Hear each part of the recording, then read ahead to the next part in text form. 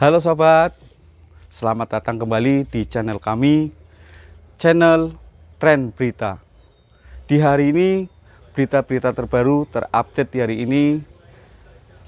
Jangan sampai lupa nonton, like, komen, dan subscribe-nya. Akhirnya terungkap. Misteri sarung tangan hitam Ferdy Sambo, kesaksian sosok ini patahkan ucapan Febri Diansyah.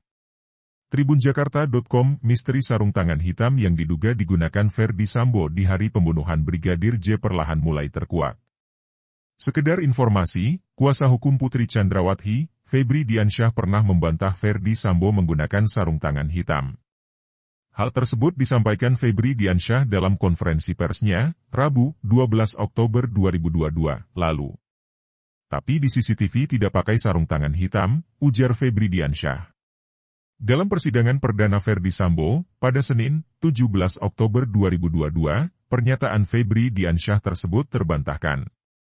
Menurut Jaksa Penuntut Umum di Pengadilan Negeri Jakarta Selatan, Ferdy Sambo sudah menyiapkan sarung tangan sebagai bagian dari rencana untuk menghabisi Brigadir J di rumah dinas Kompleks Polri Duren 3, Jakarta Selatan, pada 8 Juli 2022. Menurut surat dakwaan, Putri Chandrawati turut menyarankan supaya sang suami mengenakan sarung tangan sebelum melaksanakan rencana untuk menghabisi Brigadir J. Putri Chandrawati juga terlibat pembicaraan dengan Ferdy Sambo mengenai keberadaan kamera CCTV di rumah dinas Duren 3 nomor 46 dan penggunaan sarung tangan dalam pelaksanaan perampasan nyawa korban Nofriansyah Yosua Huta Barat, ucap JPU. Putri Chandrawati dan Ferdy Sambo kemudian menuju rumah dinas itu secara terpisah. Putri Chandrawati lebih dulu datang bersama Brigadir J, Bribka RR, Baradae, dan Kuat Maruf. Adapun Ferdy Sambo menyusul kemudian menggunakan mobil Lexus LX 570 dikawal ajudan Adzan Romer, Damianus Labakoban, Damson, dan Farhan Sabilah, pengawal sepeda motor. Lalu, Ferdy Sambo meminta sang sopir menepikan mobil di depan rumah dinas. Setelah itu Ferdy Sambo bergegas turun dari mobil hingga senjata api HS milik Brigadir J yang dia bawa terjatuh. Saat itu Romar yang berada di samping hendak memungut senjata api HS milik korban Yosua, tetapi dicegah oleh Ferdy Sambo yang mengatakan, biar saya saja yang mengambil, demikian isi dakwaan itu. Ajudan Adzan Romar melihat Ferdy Sambo memakai sarung tangan hitam saat mengambil senjata api tersebut. Saat itu Adzan Romar melihat Ferdy Sambo sudah menggunakan sarung tangan hitam dan senjata yang terjatuh itu diambil kemudian dimasukkan ke dalam kantong celana sebelah kanan, ucap jaksa saat membacakan dakwaan.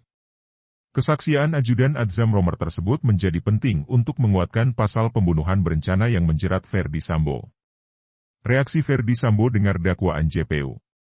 Ferdy Sambo terlihat menghela napas berkali-kali saat mendengarkan Jaksa Penuntut Umum, JPU, pada Kejaksaan Negeri Jakarta Selatan membacakan surat dakwaan terkait perintahnya membunuh Brigadir J.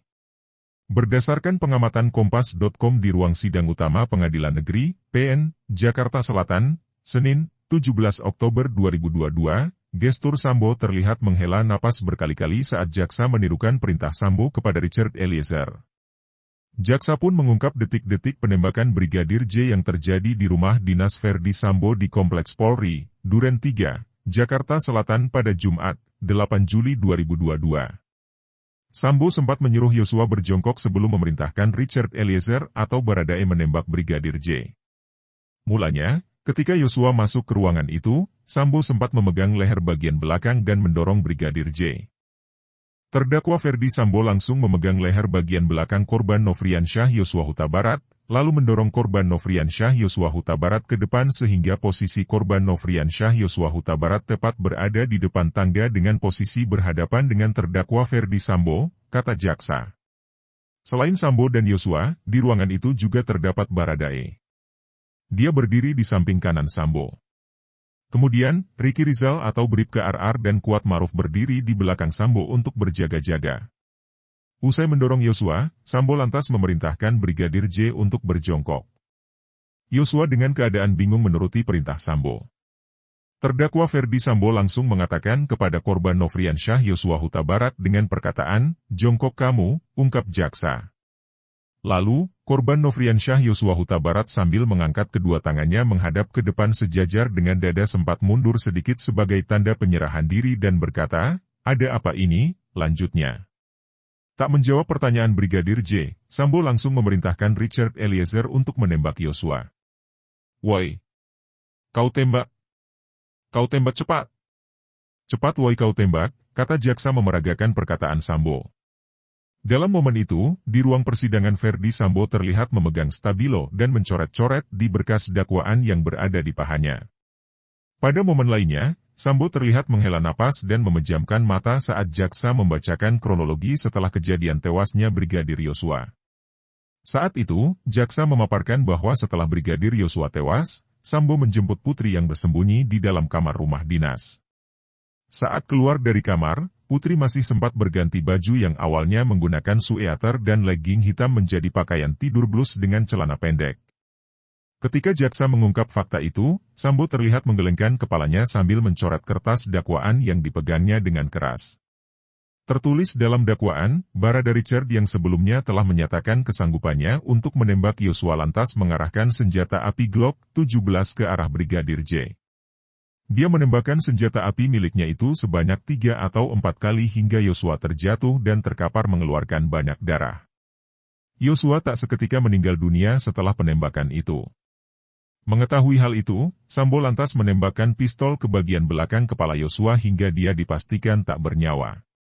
Untuk memastikan benar-benar tidak bernyawa lagi, terdakwa Ferdi Sambo yang sudah memakai sarung tangan hitam menggenggam senjata api dan menembak sebanyak 1 kali mengenai tepat kepala bagian belakang sisi kiri korban Nofriansyah Yosua Huta Barat hingga korban meninggal dunia, kata jaksa.